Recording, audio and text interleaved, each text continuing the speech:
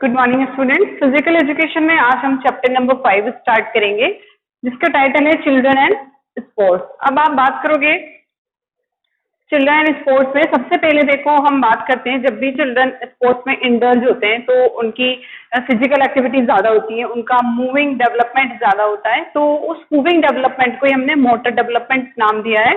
देखो सबसे पहले अगर हम चिल्ड्रन से रिलेटेड स्पोर्ट्स की स्टडी करना चाहते हैं तो मोटर डेवलपमेंट का मीनिंग हमें अच्छे से समझना होगा।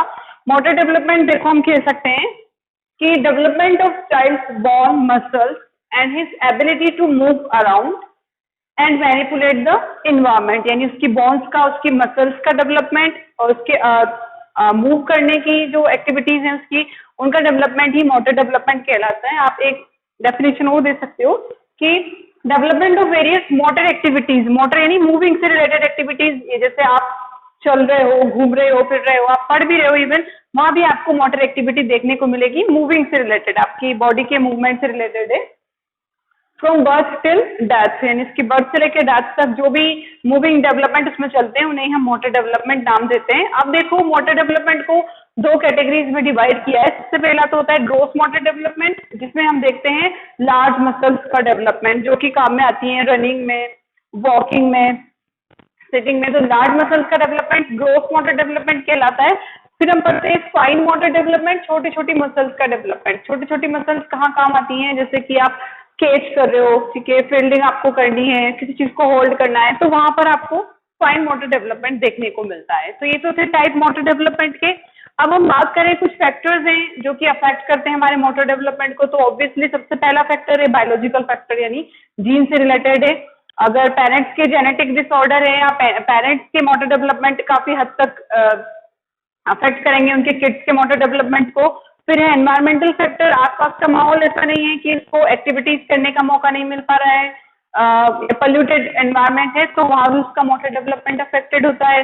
न्यूट्रिशन, तो ऑब्वियसली न्यूट्रिशन पर डिपेंड करता है, उसे सही तरह से न्यूट्रिएंट फूड नहीं मिल पा रहे हैं तो मोटर डेवलपमेंट अफेक्ट हो सकता है।